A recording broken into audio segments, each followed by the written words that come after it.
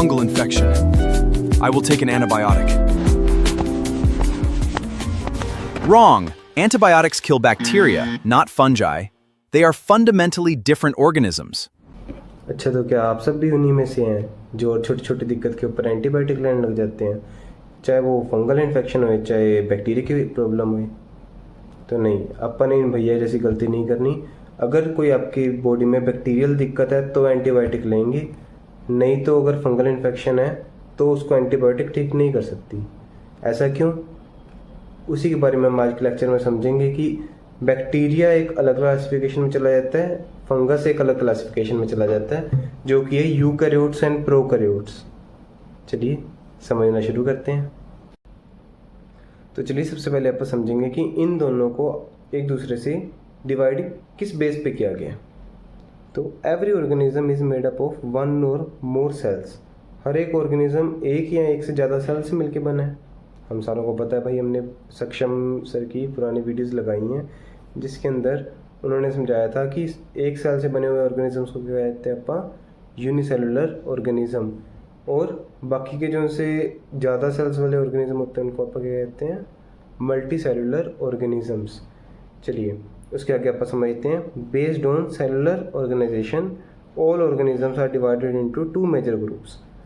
उनके cellular organisation के base पे हमने उनको दो ग्रुप्स में डिवाइड किया, प्रोकैरियोट्स और यूकैरियोट्स। ठीक है, अब उनकी क्या ऐसी सेलुलर ऑर्गेनाइजेशन है जिनके बेस पे अपन इनको डिवाइड किया है, ये सारा हम आगे डिटेल में पढ़ेंगे। सबसे मेन उनकी क्लासिफिकेशन का रीज़न क्या है? उनके अंदर जो है उनका ट्रू न्यूक्लियस और membrane bound organelles. Membrane bound organelles क्या होता है? मेम्ब्रेन से बाउंड ऑर्गेनेलिस, नाम से पता लग रहा है ना। तो वो कौन सी होती हैं? जो सी राइबोसोम्स होते हैं वो क्या होते हैं? नॉन मेम्ब्रेन बाउंड ऑर्गेनेली है, और वो सबसे स्मॉलेस्ट ऑर्गेनेली है। ठीक है, वो सारों में मिलेगी, पर जो से मेम्ब्रेन बाउंड ऑर्गेनेली होती है ना वो सारों में नहीं मिलती। ठीक है, यूकैरियोट्स में मेम्ब्रेन बाउंड ऑर्गेनेलिस मिल सकती है पर प्रोकैरियोट्स में नहीं मिल सकती। इसके बेस पे अपन इसको डिफरेंशिएट किया है दो के अंदर। ठीक है, इस सारे को अपन हर एक ऑर्गेनेली के साथ पढ़ेंगे, अच्छी तरह पढ़ेंगे, इसको याद करेंगे आज के लेक्चर के अंदर ही। जुड़े रहिए हमारे साथ। True nucleus. ट्रू न्यूक्लियस के बेस पे कैसे? पहले तो ट्रू न्यूक्लियस क्या होता है? जो सा हमारा यूकैरियोटिक न्यूक्लियस होता है, ठीक है, उसके अंदर क्या होती है? पहले ये देखो, बाहर क्या होती है? Plasma membrane. प्लाज्मा मेम्ब्रेन के अंदर क्या होते हैं? सारे सेल ऑर्गेनेल्स पड़ी होती हैं, एंडोप्लाज्मिक रेटिकुलम, साइटोप्लाज्म, और अपना हो गया, और क्या कुछ होता है भैया? माइटोकॉन्ड्रिया, क्लोरोप्लास्ट, सब कुछ होता है ना। और इस सारे को सेल को कौन कंट्रोल करता है? उसका कंट्रोल सेंटर कौन है? वो है अपना न्यूक्लियस। क्या है भैया? न्यूक्लियस। ठीक है, अब वो न्यूक्लियस जो सा होता है एक मेम्ब्रेन से बाउंड होता है। ठीक है, उसको क्या कहते हैं अपन? ये आप खुद बताएंगे कमेंट्स में। ठीक है, तो वो जो सी मेम्ब्रेन न्यूक्लियस को सराउंड करती है, अगर वो है तो वो क्या है? Eukaryotic organism. और अगर वो उसके ऊपर प्रेजेंट नहीं है वो मेम्ब्रेन, जो कि आप कमेंट में बताओगे, तो वो क्या है? प्रोकैरियोटिक। ठीक है, अब आप सब मेरे को ये बताओगे कि न्यूक्लियस के अंदर क्या पड़ा होता है? अपना जेनेटिक मटेरियल पड़ा होता है। पड़ा होता है सर, बिल्कुल पड़ा होता है। तो अब उसको अगर सराउंड करने वाली मेम्ब्रेन नहीं है तो क्या उसका डीएनए या फिर जेनेटिक मटेरियल नंगा पड़ा होएगा? पड़ा होएगा ना। तो प्रोकैरियोट्स का डीएनए क्या होता है भैया? नंगा। हमारा यूकैरियोट्स, हम यूकैरियोटिक है, हमारा जो सा जेनेटिक मटेरियल है वो नंगा नहीं पड़ा होता, वो न्यूक्लियर मेम्ब्रेन से बाउंड होता है। ठीक है जी, लगी बात समझ? चलिए आगे समझते हैं इसके। अब सबसे पहले आप समझेंगे कि इनका नाम प्रोकैरियोट ही क्यों है और इनका नाम यूकैरियोट ही क्यों है। ठीक है, प्रोकैरियोट्स के अंदर क्या है? दो वर्ड से मिलकर बना है, प्रो और karyote. Pro, it is kind of primitive word. Pro is primitive, मतलब कि बिफोर। प्रिमिटिव का मतलब होता है पुराना, पुराना मतलब बिफोर। कैरियोट का क्या मतलब होता है? न्यूक्लियस। न्यूक्लियस से पहले वाले जो से ऑर्गेनिज्म थे, जो से पुराने प्रिमिटिव ऑर्गेनिज्म थे, जो से थोड़े सिंपल ऑर्गेनिजम्स थे, वो सारे क्या होते हैं? प्रोकैरियोट्स होते हैं। ठीक है, इनके पास do not possess true nucleus. हमने बता दिया भाई इनके पास ट्रू न्यूक्लियस नहीं होता। आप सारों को समझ लग गया है, आप सारों को याद हो गया है कि अगर ये नीट में आया, आपके स्कूल के क्वेश्चंस में आया, तो आप इसका सही आंसर दे पाओगे? दे सकेंगे। Next, eukaryote. You means true. You क्या होता है भैया? ट्रू। और कैरियोट्स तो अपन ने पढ़ ही लिया, क्या होता है? न्यूक्लियस। तो ट्रू न्यूक्लियस जिनके अंदर होता है वो क्या होते हैं? यूकैरियोट्स। जैसे कि हम कपड़े भी डाल के रखते हैं, हम अपने जेनेटिक मटेरियल को भी कपड़े पहना के रखते हैं, उसके ऊपर मेम्ब्रेन चढ़ा के रखते हैं। कौन सी? Nuclear membrane. मैं देखूंगा बाद में किस किस ने कमेंट किया। Next, these organism possess a membrane bound nucleus. हो गया, चलो आगे समझते हैं भैया। अब सबसे पहले अप्पा को समझनी पड़ेगी कि पहले एक सर आए थे जिनका नाम था कार्ल वूज। ठीक है, क्या नाम था? कार्ल वूज नाम के साइंटिस्ट आए थे। उन्होंने 3 डोमेन क्लासिफिकेशन दी थी। ये आपके नीट के लिए बहुत ज़रूरी क्वेश्चन है। देखो हमने ऊपर नीट भी लिखा है, इसको 3 बारी स्टार भी कर लेंगे, 3 डोमेन क्लासिफिकेशन को। ठीक है, इसके अंदर आप पढ़ेंगे कि ये 3 डोमेन क्लासिफिकेशन के अंदर अपा ने सारे ऑर्गेनिज्म को किन किन डोमेन्स के अंदर क्लासीफाई किया था भैया? Bacteria, archaea and यूकैरिया। बैक्टीरिया, अब अपन ने ये देखा है कि जब भी आप क्लासिफिकेशन करते हैं हमेशा सिंपलर से मोर कॉम्प्लेक्स की तरफ जाते हैं। तो इन सारों के अंदर आप सबसे सिंपल कौन सा देखेंगे भाई? सबसे सिंपल क्या होना चाहिए? बैक्टीरिया। सबसे सिंपल मतलब सबसे पुराना। ठीक है, उससे नया क्या है? आर्किया। जो सा अपना आर्की है उसको हम एक और चीज़ कहते हैं, ये एक पर्टिकुलर तरह के माइक्रो ऑर्गेनिजम्स हैं। ये क्या है? एक्सट्रीमो फाइल। ये तो अपने आजकल वर्ड बहुत चल रहा है, फाइल, फिलो फाइल, पता नहीं कौन कौन से फाइल चल रहे हैं ना। तो एक्सट्रीमो फाइल मतलब एक्सट्रीम चीज़ों से प्यार करने वाले, जिनको एक्सट्रीम क्लाइमेट से प्यार है। जैसे कि अपने मम्मा पापा को गर्मी में बिठा देते हैं, कहेंगे भी भाई गर्मी में बैठो, पढ़ना है तो पूरे एक्सट्रीम टेम्परेचर में बैठो। हम भैया हम एक्सट्रीमोफाइल नहीं है, हमारे को तो भैया ऐसे चाहिए सारा दिन। ये देखो अभी भी चला के बैठे हैं, हमारा ऐसे के बिना नहीं चलता। तो हम एक्सट्रीमोफाइल नहीं है। पर कुछ ऐसे बैक्टीरिया हैं जो से बहुत पहले से रह रहे हैं, जो एक्सट्रीमोफाइल हैं। इनको चाहे आप डाल दो गरम गरम उबलते उबलते पानी में डाल दो, चाहे पूरी ठंडी बर्फ़ के अंदर इनको रहने के लिए छोड़ दो, ये हर जगह पे सर्वाइव कर ही जाएंगे। वो कौन है? आर्किया। ठीक है, इनके एग्जांपल क्या होते हैं? जैसे कि आपके साइनोबैक्टीरिया हो गए, आर्की बैक्टीरिया हो गई। ठीक है, देन आ गई यूकैरिया। यूकैरिया, ये तो नाम थोड़ा सुना सुना नहीं लग रहा? यू, ट्रू, कैरिया, कैरियोट्स। ठीक है, यूकैरियोट्स। तो यूकैरियोट्स का एक अलग डोमेन था, इसको अपन यूकैरिया कहते थे। इनका ट्रू न्यूक्लियस होता था। समझ गए? मेरी थोड़ी राइटिंग गंदी है, कुछ ना समय लगे तो यार माफ़ कर देना, मेरे आगे टीचर्स बहुत नंबर काटते थे इस बेस पे। ठीक है, उसके बाद अपन इसका क्या पढ़ना है कि जैसे बैक्टीरिया होते हैं प्रोकैरियोट्स होते हैं, आर्किया क्या होते हैं? प्रोकैरियोट्स होते हैं, और यूकैरिया क्या होते हैं? यूकैरियोट्स होते हैं। समझ गया आप ये बात को? बिल्कुल क्लियर है? ये याद रख लेना, ये नीट में आएगा तुम्हारे। पता नहीं लगता तुम्हारा भी आजकल का क्या चल रहा है, नीट होएगा, रीनीट होएगा, जो कुछ भी होएगा कहीं पे भी आ सकता है, याद करके जाना। इसके बाद इनको सिर्फ एक तो उनके क्लासिफिकेशन पहले तो की based on cell organisation, then अब किस बेस पे क्लासीफाई किया? उनकी शेप के बेस पे। क्या कुछ शेप्स हैं यहाँ पे? वैसे तो उसकी डायग्राम बनी हुई है, पर आप उसको अच्छी तरह समझेंगे, याद करेंगे, अभी याद करके जाएंगे। इसके बाद आपको किसी ने भी पूछ लिया, आपको ये पता होना चाहिए। ठीक है, सबसे पहले एक शेप होती है कोकस। ठीक है, कोकस के अंदर क्या है? CO, गोल है ना उसमें O, तो O से गोल शेप किसकी होती है? कोकस। राउंड शेप का, स्फेरिकल शेप के कौन से होते हैं बैक्टीरिया, उनको अपन क्या कहते हैं, कोकस। ठीक है, उसके एग्जांपल है स्टेफाइलोकोकस। ठीक है जी, आगे चलते हैं। कोकस, डिप्लोकोकस। डिप्लो के अंदर क्या आ गया, डिप्लो, आगे तो कोकस ही है, मतलब डिप्लो का डाई का क्या मतलब होता है, दो कोकस। जब दो गोल बैक्टीरिया कट, मतलब उसकी बॉडी ऐसी है कि जिसके अंदर दो गोल चीज़ें जुड़ी हुई हैं, इस शेप के जो बैक्टीरिया होंगे उसको आप क्या कह देंगे, डिप्लोकोकस बैक्टीरिया। समझ गए, कोई दिक्कत? पेयर ऑफ कोकाई और डिप्लोकोकस बैक्टीरिया, ये उसकी एग्जांपल है जी। देन स्ट्रेप्टोकोकस, नाम से पता लग रहा है भाई, नहीं लग रहा पता, लगेगा पता। स्ट्रेप्टोकोकस, स्ट्रैप क्या होता है, स्ट्रैप पता ना, स्ट्रैप फीता, बेल्ट से मारते हैं ना पापा आपको। तो स्ट्रेप्टोकोकस भैया, स्ट्रेप्टोकोकस बैक्टीरिया कौन से होते हैं, जो उनसे लंबे स्ट्रैप की तरह चेन वाले बैक्टीरिया होते हैं ना, जिनकी शेप चेन से बनी है, उसमें चेन किस चीज़ बनी है, छोटे छोटे गोलों से, कोकस से। ठीक है, तो चेन्स ऑफ कोकस वाले स्ट्रेप्टोकोकस हो गए। स्ट्रेप्टोकोकस पायोजीन्स हो गई।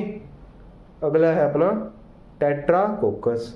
भाई ये उसी के शेप के, जब 2 3 4 जोड़ी जाएंगे उतना उतना उसका नाम बनता रहेगा। टेट्रा क्या होता है भैया, चार कोकस जुड़ के बने हैं, क्या बनाया उन्होंने, tetracoccus, group of 4 tetracoccus.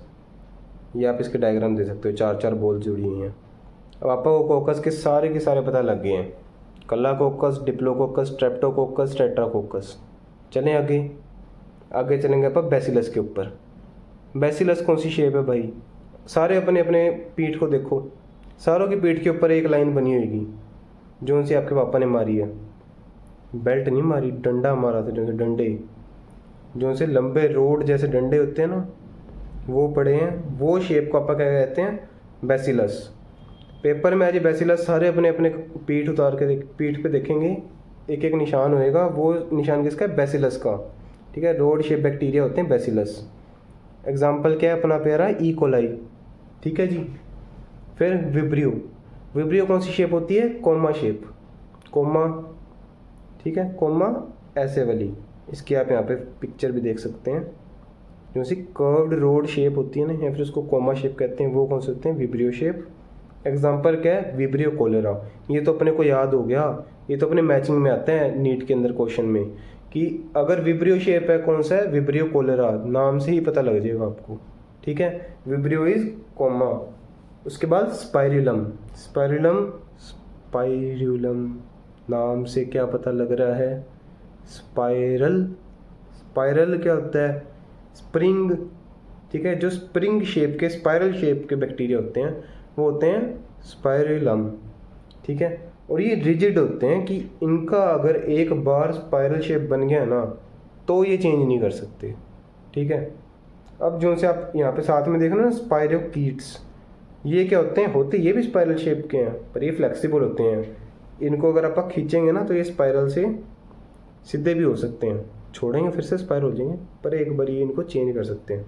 Spirillum को आप चेंज नहीं कर सकते, वो रिजिड होते हैं, एक बार स्पाइरल हो गए तो वो स्पाइरल ही रहेंगे। समझ गए। और जो से नॉर्मल स्पाइरलम होते हैं ना, वो क्या होते हैं, उनका थोड़ा सा ऐसे दूर तक का ऐसे स्पाइरल होता है, थोड़ा खुला हुआ स्पाइरल, जिसको स्प्रिंग को पड़ के खींच नहीं देते, वो वाली शेप का क्या होता है, स्पाइरलम। स्पाइरोकीट्स क्या होते हैं, जैसे बहुत टाइट ऐसे होते हैं ना, नया स्प्रिंग जो से लेके आएंगे बाजार से, उस शेप के होते हैं स्पाइरोकीट्स। समझ गए इस चीज़ को आप? समझ गए सर, बिल्कुल समझ गए। आगे चलते हैं। अब अपन ने समझना है कि प्रोकैरियोट्स क्या होते हैं। सबसे पहले अपन इनकी डेफिनेशन पढ़नी है। Prokaryotes are the organism whose cell lacks true nucleus और मेम्ब्रेन बाउंड ऑर्गेनेलीज। हमने भैया ये थोड़ी देर पहले ही समझा है क्या, कि जो उनसे ऑर्गेनिजम्स के अंदर उनका ट्रू न्यूक्लियस एब्सेंट है, मतलब उनका जेनेटिक मटेरियल नंगा पड़ा है, वो कौन से हैं, प्रोकैरियोट्स। और उनके अंदर मेम्ब्रेन बाउंड ऑर्गेनेलीज नहीं है, जैसे कि न्यूक्लियस नहीं है, क्लोरोप्लास्ट नहीं है, माइटोकॉन्ड्रिया नहीं है, एंडोप्लाज्मिक रेटिकुलम नहीं है। भैया इनके अंदर है क्या है इनके अंदर, इनके अंदर ये सारा कुछ है। यहाँ पे डायग्राम देखो, सारे के सारे ध्यान से देखो, इस डायग्राम को अपने दिल और दिमाग में छाप लो, ठीक है। अभी इस डायग्राम को आप बहुत डिटेल में भी आगे पढ़ेंगे, बेसिक बेसिक यहाँ से पढ़ दो ताकि बाद में आपको दिक्कत ना होए। देख लो, ऊपर ऊपर कैप्सूल है, फिर सेल वॉल है, सेल मेम्ब्रेन है, न्यूक्लियोइड। भैया न्यूक्लियोइड, सर आपने कहा था न्यूक्लियस नहीं है, तो भैया मैंने कहा था न्यूक्लियस नहीं है, न्यूक्लियोइड तो है। न्यूक्लियोइड क्या है? जोन से एरिया के अंदर डीएनए पड़ा है, उनका जेनेटिक मटेरियल पड़ा है, ठीक है। उस थोड़े से जेनेटिक मटेरियल के एरिया को, उस जेनेटिक मटेरियल को आप क्या कह देंगे? न्यूक्लियोइड कह देंगे। अब ये इस डायग्राम के अंदर आप देख सकते हैं कि ये देखो, इसके बीच में जेनेटिक मटेरियल पड़ा है, खुले में पड़ा है। इसके आसे पासे कोई लेयर दिख रही है आपको ऐसे ऐसे करके? नहीं दिख रही ना, तो नहीं दिख रही तो ये क्या है? न्यूक्लियोइड। डीएनए के रीजन को अपन क्या कह दिया? न्यूक्लियोइड। भैया हम इन ऊपर वाली लेयर्स को भी पढ़ेंगे, इनको मैं छोड़ नहीं रहा, धीरे धीरे पढ़ेंगे। एकदम से आपके अंदर मैं बम ब्लास्ट नहीं करना चाहता, धीरे धीरे पढ़ते हैं आपका, कोई नहीं, मेरे साथ साथ चलो, मेरे से आगे ना निकलो, ठीक है। Then ribosomes.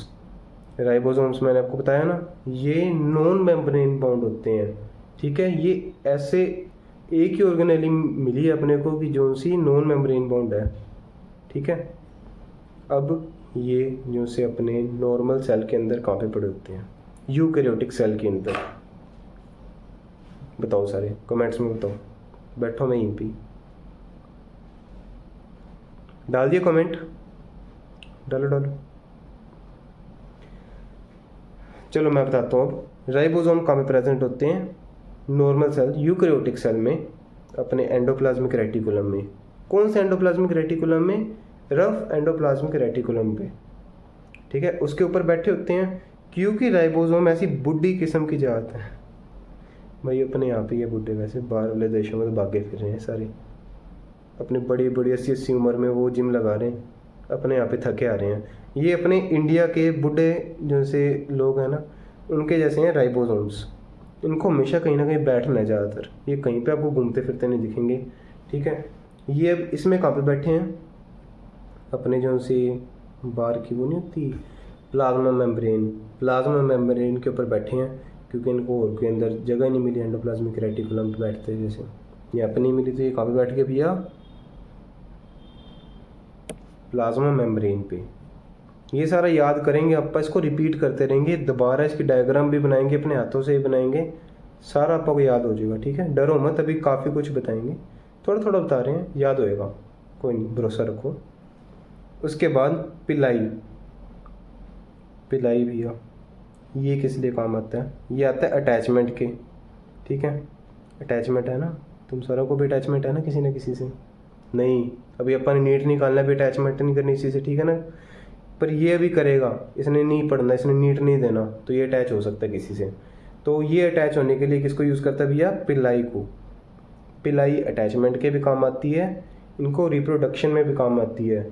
रिप्रोडक्शन में कैसे? ये कॉन्जुगेशन में हेल्प करती है। कॉन्जुगेशन क्या होता है? दूसरे अपने फेलो बैक्टीरिया के साथ जुड़ने में, ठीक है। उसके अंदर से एक ऐसे हाथ बढ़ाएगी, दूसरे बैक्टीरिया के साथ जुड़ेगी और उसके अंदर अपना जेनेटिक मटेरियल भेजेगी। अभी सिर्फ ये ओवरव्यू है, सिर्फ सुनो, एक बार डर लो कोई नहीं, पर ये इस लेक्चर के एंड तक आपको सारा याद हो जाएगा, पक्की बात है, एक बार सुन लो, ठीक है। फिर फ्लैजेलम। ये फ्लैजेलम के नीचे लिखा है भैया मूवमेंट, ये मूवमेंट के काम आता है। फ्लैजेलम के एक धागा है उसके नीचे, ठीक है। ये पूरा बैक्टीरिया इसके नीचे धागा है, ये क्या इसको स्विमिंग करने में हेल्प करता है, चलने में हेल्प करता है, ठीक है। ये ऐसे ऐसे मारेगा और चलने लग जाएगा, ठीक है। चलिए समझ गए सर? समझे नहीं? कुछ है ये पता लग गया, अब दोबारा सुनोगे तब आपको पता लगेगा हाँ हमने ये किया था, ठीक है। इसीलिए बता रहा हूँ अभी, पर अभी आपको समझ चाहे नहीं लगा, थोड़ा थोड़ा समय लग गया, आगे पूरा लगेगा। देन इसके जनरल करैक्टरिस्टिक्स क्या प्रोकैरियोट्स के, सबसे पहले आप इसकी बात करेंगे कि इसका साइज़ कितना होता है, ठीक है। ये होता है 0.1 से 5 माइक्रोमीटर का, समझ गए? 0.1 से 5 माइक्रोमीटर, बहुत छोटा होता है। 10⁻⁻9 होता है माइक्रोमीटर, कितना छोटा होगा? 1 मीटर से मतलब कि अगर 1 मीटर के अंदर कितना हो गया, 1/1 के आगे 9 बारी जीरो है, इतना छोटा। उसके बाद माइकोप्लाज्मा इसका एग्जाम्पल है, जो कि वर्ल्ड का सबसे स्मॉलेस्ट सेल है। ठीक है, इससे छोटा सेल ही नहीं बना कभी। ठीक है, सबसे छोटा सेल है, उसका साइज़ कितना है भैया, ऑलमोस्ट 0.3 माइक्रोमीटर।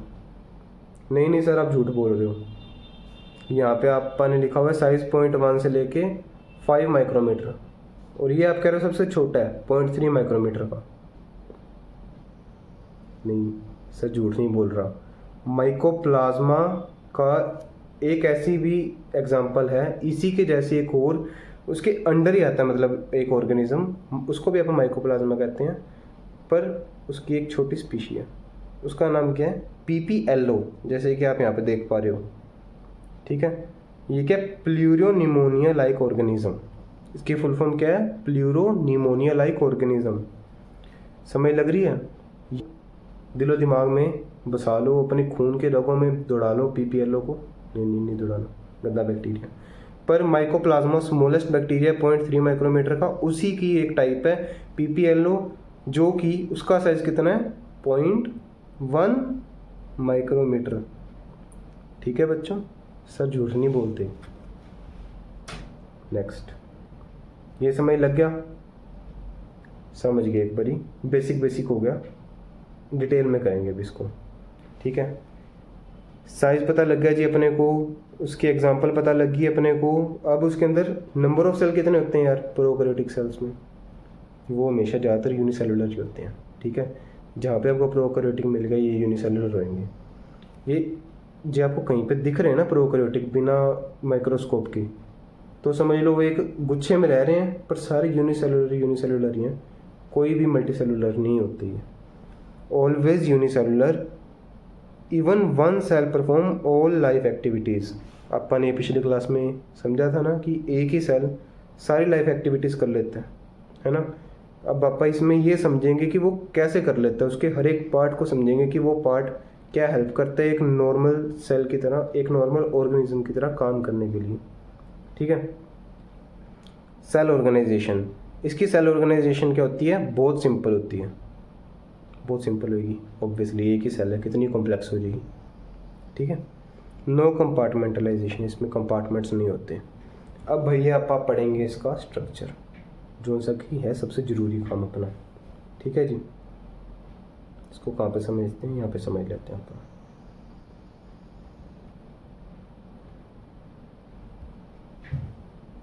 सबसे पहले एक लेयर बनाओ, सिर्फ एक लेयर। ठीक है जी, अब ये आपकी क्या बन गई है, जो सी पूरी दुनिया में, ये चीज़ याद कर लो, यूनिवर्सल मेम्ब्रेन है ये। यूकैरियोट, प्रोकैरियोट, कोई भी लिविंग का सेल ले लो, उसके अंदर ये मिलेगी। ये क्या होती है, प्लाज्मा मेम्ब्रेन। ये क्या होगी, फ्लेक्सिबल होगी, फ्लेक्सिबल। क्या ये, प्लाज्मा मेम्ब्रेन। ये क्या होगी, हमेशा फ्लेक्सिबल। समझ गए जी? और ये यूनिवर्सल लेयर है, यूनिवर्सल, ये हर ऑर्गेनिज्म में मिलेगी। समझ गए? अब कई ऑर्गेनिज्म ऐसे होते हैं जिनके अंदर एक और लेयर भी मिलती है अपने को, वो कौन सी होती है,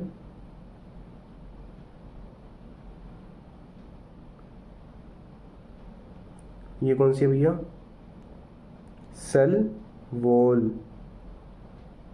कौन सी है भैया, सेल वॉल। ये प्रोकैरियोट्स में होती है, मोस्टली सारों में होती है, उसकी एक एक्सेप्शन है। कौन सी है, माइकोप्लाज्मा। अपन ने भी पढ़ा था ना, क्या पढ़ा था, माइकोप्लाज्मा। ये उसकी एक्सेप्शन है कि सेल वॉल माइकोप्लाज्मा नहीं होती, उसके अलावा सारे प्रोकैरियोट्स के अंदर आपको क्या मिलेगी भैया, सेल वॉल मिलेगी। इसकी एक्सेप्शन लिख लेते हैं अपन यहाँ पे।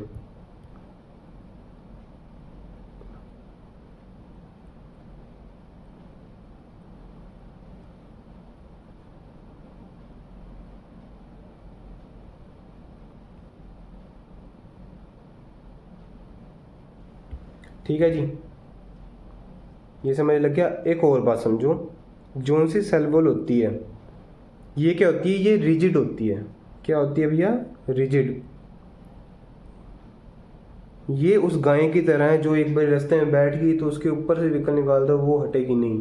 वो अगर अपनी जगह बैठ गई तो बैठ गई, हॉर्न मारी चलो नहीं हटेगी। इसको कितना मर्जी खींच लो ये अपनी जगह से नहीं हिलेगी। समझ गए क्या होती है सेल वॉल, समझ गए भैया। अब जो सी प्लाज्मा मेम्ब्रेन होती है इसको तो आप खींच खुद सकते हैं, इसको लंबा छोटा कैसे मर्जी कर लो, इसको खींच खुद सकते हैं। तो इसके अंदर से कुछ शेप्स बनती हैं। देखो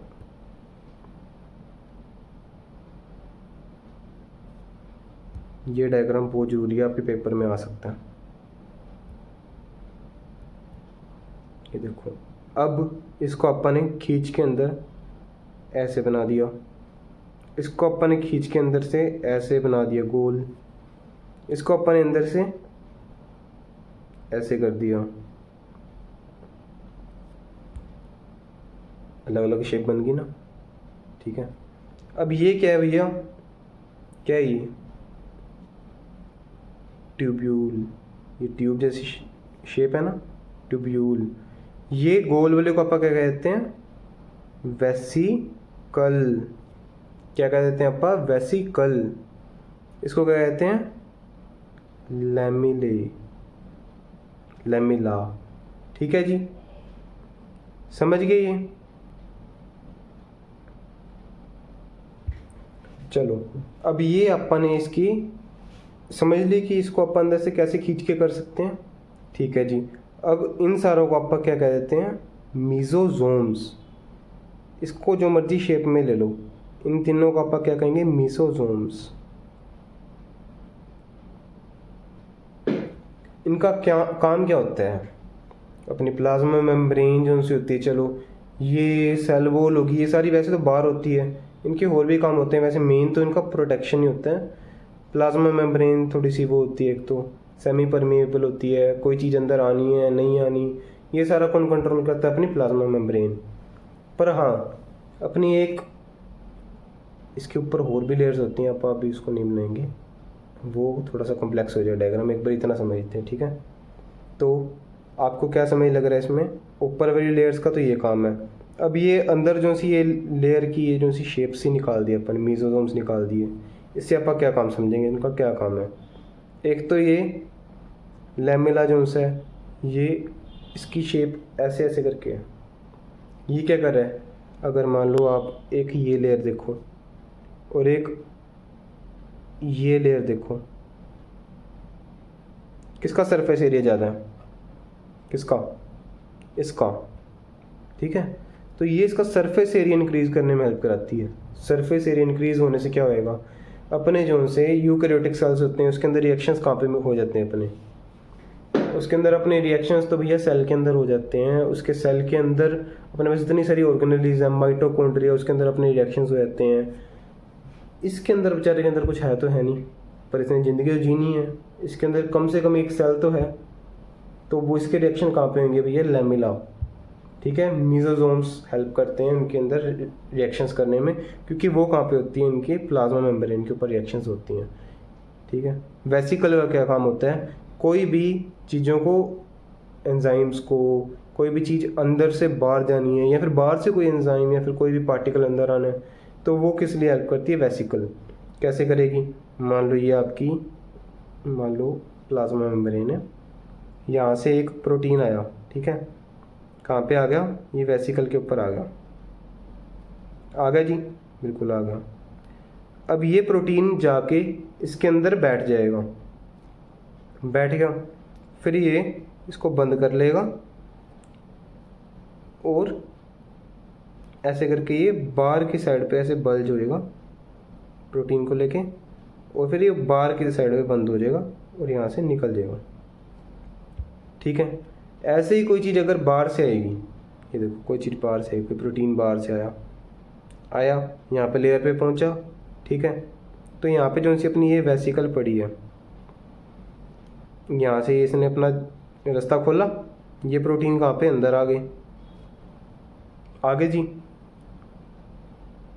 अब ये इसको बंद करेगा और इसको अंदर ले जाएगा ऐसे। लगी समझ? कोई डाउट आएगा तो कमेंट बॉक्स में डाल देना, ठीक है। इसके बाद आप क्या समझेंगे कि इसके अंदर जेनेटिक मटेरियल भी होता है अपने, ठीक है। नहीं, ट्यूब्यूल, यहाँ पे ट्यूब पड़ी है सी, इसका अपना काम बीच में रह गया था। ट्यूब का क्या काम होता है भैया? ये अपना जो है जेनेटिक मटेरियल होता है ना, वो जब डिवाइड करता है तो उसको कंट्रोल करने में हेल्प करता है ये। कैसे? मान लो कि ऐसे करके एक यहाँ पे ट्यूब्यूल पड़ी है यहाँ पे, ठीक है, और यहाँ पे अपना जो सा इसके अंदर का डीएनए है, ठीक है, यहाँ पे पड़ा है। अब यहाँ पे एक और ट्यूब्यूल है, ठीक है। ये जब अपनी जगह से मूव करेगी, कैसे करेगी? ये ट्यूब यहाँ पे थी, अब ये जाके यहाँ पे दूर होगी, तो क्या होगा? यहाँ पे डबल स्टैंडर्ड डीएनए था। क्या था? Double standard DNA. उसका एक स्ट्रैंड यहाँ पे रह गया, मान लो, एक स्ट्रैंड ये यहाँ पे ले आई। अब हर एक स्ट्रैंड के अंदर कैपेबिलिटी होती है कि वो रेप्लिकेट कर पाता है, तो ये क्या करेगा भैया? अपने आप रेप्लिकेट कर जाएगा, करेगा रेप्लिकेट। इसने डिवीज़न में हेल्प की। तो ट्यूब का क्या काम होता है भैया? जो सा डीएनए होता है, जेनेटिक मटेरियल होता है, उसको डिवाइड करने में हेल्प करना। समझ गए जी? कोई डाउट नहीं। उसके बाद इसके अंदर आप बात करेंगे इसके जेनेटिक मटेरियल की। जेनेटिक मटेरियल आपने ने बताया था कि ये खुला पड़ा होता है, हवादार, इनके ऊपर कोई मेम्ब्रेन नहीं होती। तो ये इसको आप यहाँ पे रख दें, कहीं पे भी यहाँ पे रख दिए, चलो ठीक है जी। ये इसका आ गया जेनेटिक मटेरियल, आ गया। इसके ऊपर कोई कवरिंग नहीं है, तो अब ये तो बेली कहीं पे भी उठ के चला जाएगा। तो अपन इसको कहीं पे मूव नहीं होने देना, तो उसके लिए इसके ऊपर ना प्रोटीन पड़े होते हैं, ठीक है। इसका कलर चेंज कर लेते हैं, आपको कब से एक ही कलर से लगे। इसके ऊपर क्या पड़े होते हैं? प्रोटीन, ठीक है। ये प्रोटीन इसको अपनी जगह पे रोक के रखते हैं, समझ गए? कैसे रोक के रखेंगे? कैसे रोक के रखेंगे अपने प्रोटीन, बताइए।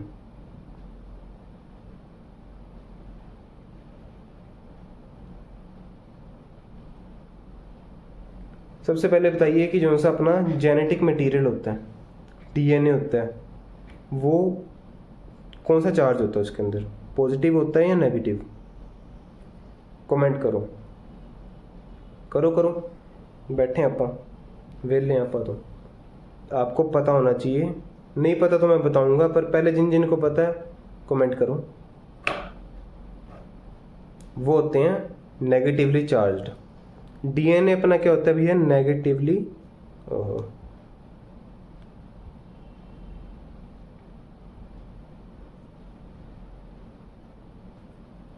डीएनए होता है नेगेटिव चार्ज। क्यों होता है? क्योंकि उसके अंदर फॉस्फेट ग्रुप होता है, होता नहीं होता?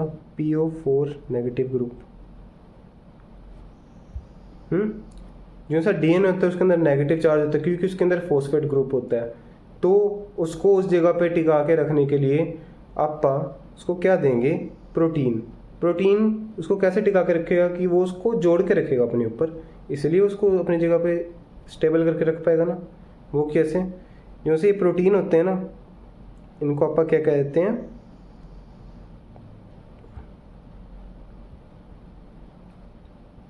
Poly amine protein. इनको आप क्या कहते हैं? Poly amine protein. ये सारे इसके अंदर क्या है? अमाइन। अमाइन से आपको क्या पता लग रहा है? इसके अंदर अमाइन ग्रुप है। अमाइन ग्रुप कौन सा होता है? पॉजिटिव चार्ज नहीं होता, वो होता नहीं होता? NH3 पॉजिटिव अमाइन ग्रुप होता है ना इसके अंदर। तो ये पॉली अमाइन प्रोटीन है, जो कि पॉली अमाइन से बने हैं, कई सारे अमाइन ग्रुप्स को जोड़ के बने हैं। तो ये पॉजिटिव चार्ज है, ये नेगेटिव चार्ज है, तो एक दूसरे को अटैच करके रख लेंगे। ये इसको इस जगह पे टिका के रखेगा। समझ लग गई? इसके अंदर कोई डाउट? कोई डाउट आए कमेंट डालते रहो, आप उसकी एक अलग सी वीडियो डालेंगे। नेक्स्ट, इसके बाद इसके अंदर क्या रहेगा, राइबोसोम। ठीक है जी, क्या रह गया भैया अपने पास इसके अंदर, राइबोसोम। वो क्या होते हैं, बुड्ढे। अपने पास क्या पड़े हैं यहाँ पे, कुछ बुड्ढे पड़े हैं, जो सी ये देखो यहाँ पे पड़े हुए हैं साइडों में।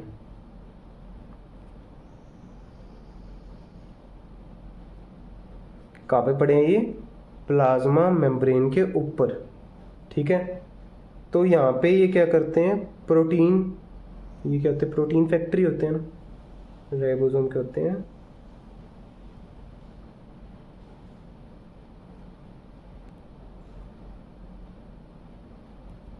प्रोटीन बनाने में हेल्प करते हैं। ठीक है जी। देन इसके अंदर एक और जेनेटिक मटेरियल प्रेजेंट होता है। एक तो ये क्रोमोसोमल डीएनए है, इसका खुद का, क्या कहते हैं इसको आपका, क्रोमोसोमल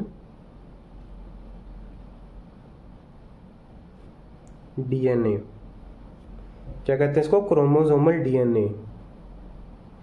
और या फिर आप क्या कहते हैं, जीनोमिक डीएनए, जीनोमिक डीएनए। ठीक है, जोन सा डीएनए इसका खुद का होता है, जोन सा इसके सेल के अंदर मेन डीएनए होता है। इसके अलावा इस क्रोमोसोमल डीएनए के अलावा एक डीएनए होता है, उसको अपन क्या नाम दे देते हैं, एक्स्ट्रा क्रोमोसोमल डीएनए। ठीक है, क्या कहते हैं इसको, एक्स्ट्रा क्रोमोसोमल डीएनए। वो क्या होता है, डबल स्टैंडर्ड सर्कुलर डीएनए होता है, प्लाज्मिड। ठीक है, ये क्या बना दिया अपन ने, प्लाज्मिड। ठीक है, ये अपने डीएनए में एक भी हो सकता है और ज़्यादा भी हो सकते हैं। ओके है जी, इसको अपन क्या कहते हैं, एक्स्ट्रा क्रोमोसोमल डीएनए, ये जेनेटिक मटेरियल। ठीक है, ये रिप्रोडक्शन में भी हेल्प करता है, कैसे करता है आगे पढ़ाएंगे। ठीक है, उससे पहले एक और चीज़ पढ़ लो। मैंने आपको बताया था कि जोन सी आपकी ये प्लाज्मा मेम्ब्रेन होती है, ये फ्लेक्सिबल होती है ना, तो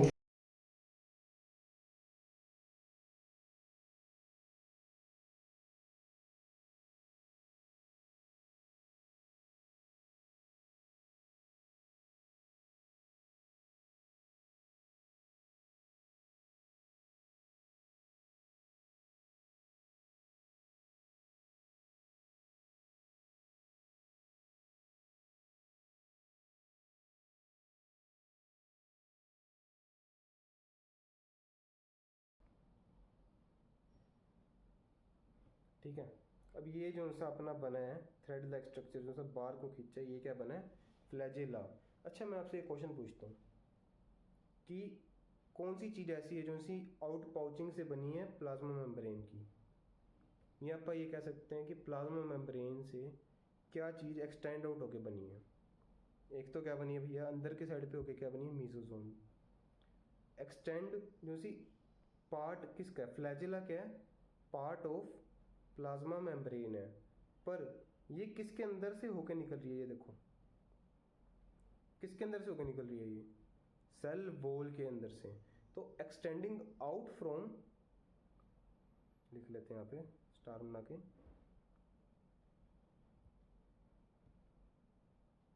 extending out from cell wall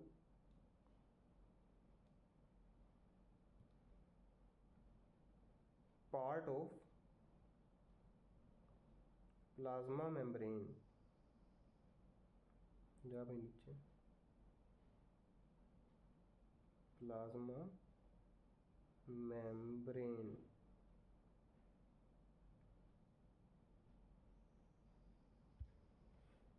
ये मेरी राइटिंग बहुत गंदी है, प्लीज़ अपनी राइटिंग में लिख लेना, मेरे नोट्स थोड़े से ना ऐसे ऐसे होते हैं, मेरी राइटिंग थोड़ी ज़्यादा गंदी है, माफ़ी। मैं बोल रहा हूँ, आप उससे समझ लेना, मेरी राइटिंग को तो बस भगवान ही समझ सकता है। ठीक है, तो अब ये फ्लैजेला समझ लग गया क्या? ये इसकी मूवमेंट में हेल्प करता है। किसका पार्ट है ये? प्लाज्मा मेम्ब्रेन का। एक बारी इतना स्ट्रक्चर समझो, इससे ज़्यादा चीज़ें आप इसके अंदर ऐड करेंगे ना, ये बहुत कॉम्प्लेक्स हो जाएगा, ऑलरेडी बहुत कॉम्प्लेक्स हो चुका है।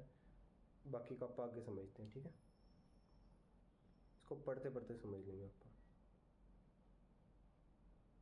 चीज़ हो रहेगी थी इसमें सच, क्रोमेटोफोर। क्रोमेटोफोर क्या होता है? क्रोमा। क्रोमा क्या होता है अपनी बायोलॉजी में? क्रोमा का मतलब होता है कलर। Chroma means colour. तो इसमें जो से कलर वाला पिगमेंट होता है ना, वो क्रोमेटोफोर के अंदर प्रेजेंट होता है। ये भी एक अंदर की साइड पे ऐसी पाउचिंग है, ये देखो।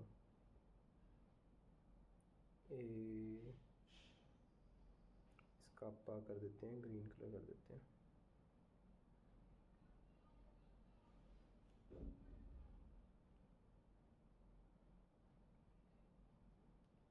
ठीक है, ये जो सी अंदर की साइड में पाउच हुआ है, इसके अंदर क्या होंगे? डिफरेंट डिफरेंट रंग के वो होंगे, पिगमेंट्स प्रेजेंट होंगे। ठीक है,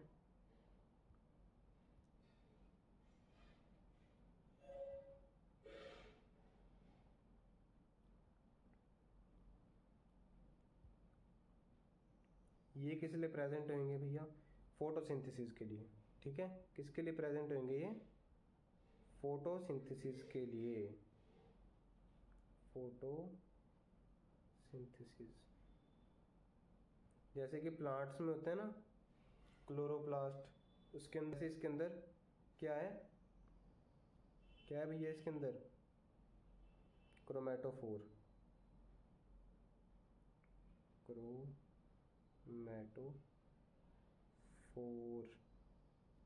ठीक है जी, चलिए अब इस सारे को अपन समझते हैं डिटेल में।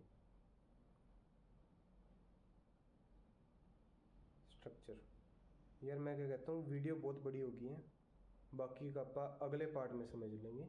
ठीक है, ये सारा आपको बेसिक पता लग गया इस चीज़ से, ये सारा आप याद करके समझ के आना।